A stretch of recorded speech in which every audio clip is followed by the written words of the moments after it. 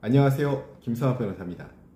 저는 대한변호사협회 공식인증 제주 형사전문 변호사이자 제주지방법원 재판부별 국선변호사, 제주지방법원 논스톱 국선변호사를 역임하면서 수많은 형사사건의 변론을 성공적으로 수행해왔으며 현재 다수의 형사사건의 변론을 수행하고 있습니다. 최근 보이스피싱 범죄는 사회적으로 큰 문제가 되고 있으며 법원도 강력한 처벌 기조를 유지하고 있습니다.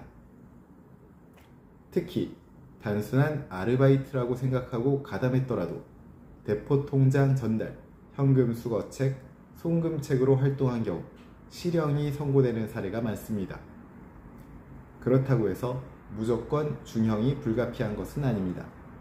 구체적인 사정과 방어 전략을 잘 준비한다면 실형 선고 가능성을 낮추고 선처를 이끌어낼 여지가 있습니다. 오늘은 제주 보이스피싱 변호사의 시각에서 피의자 또는 피고인이 취할 수 있는 방안을 자세히 설명드리겠습니다.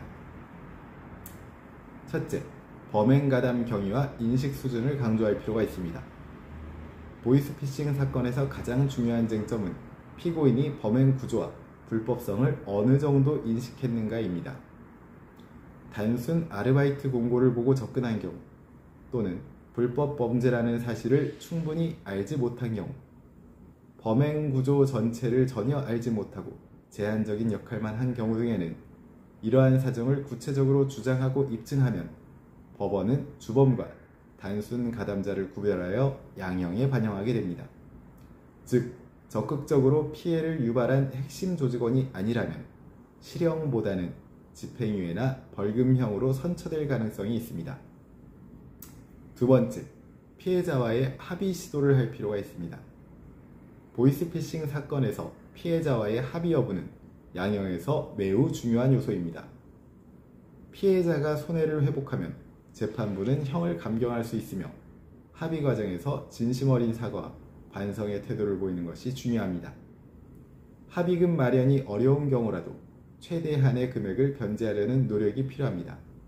피해자와의 합의가 이루어지면 법원은 이를 실형 선고를 피하게 하는 사유로 고려할 수 있습니다. 따라서 초기 단계에서 변호인의 조력을 받아 합의 전략을 세우는 것이 매우 중요합니다. 세 번째는 범죄 전력과 재범 방지 대책을 제시하는 겁니다. 피고인이 초범인지 또는 과거에 동일한 범죄 전력이 있는지는 양형의 핵심 요소입니다. 초범인 경우 재범 방지를 위한 성실한 노력을 보여주면 실형 대신 집행유예 가능성이 커집니다.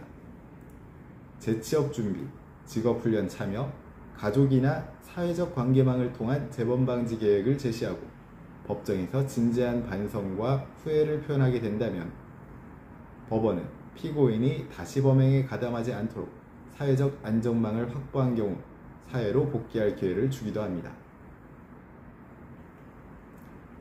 네 번째, 피해 회복 불가 시에 대안을 제시하는 것도 중요합니다.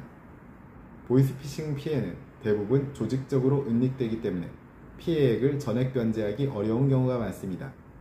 이때 단순히 돈이 없어서 변제를 못한다는 태도보다는 일부라도 적극적으로 변제를 시도하고 추후 분할 상환 계획을 제출하며 성실한 근로의지와 사회복귀 계획을 강조할 필요가 있습니다. 이처럼 구체적인 대안을 제시하면 법원은 피고인의 태도를 긍정적으로 평가하여 실형 선고 가능성을 낮출 수 있습니다. 보이스피싱 가담자는 무겁게 처벌되는 경우가 많지만 모든 사건이 동일하게 취급되지는 않습니다. 범행이 가담하게 된 경위, 범행인식 수준, 피해 회복 노력, 재범 방지 대책 등을 얼마나 성실하게 입증하느냐에 따라 결과가 달라질 수 있음을 명심하시기 바랍니다. 현재 보이스피싱 사건으로 수사를 받거나 재판을 앞두고 계시다면 언제든지 제주 형사전문 변호사 김성학 법률사무소를 찾아주시면 신속, 정확한 해법을 제시해드리겠습니다. 조금이나마 도움이 되셨으면 합니다. 감히 최고라고 자부할 수는 없지만 여러분의 권리를 지키고 항상 최선의 결과로 만족을 드리는 제주 형사전문 김성학 변호사입니다. 감사합니다.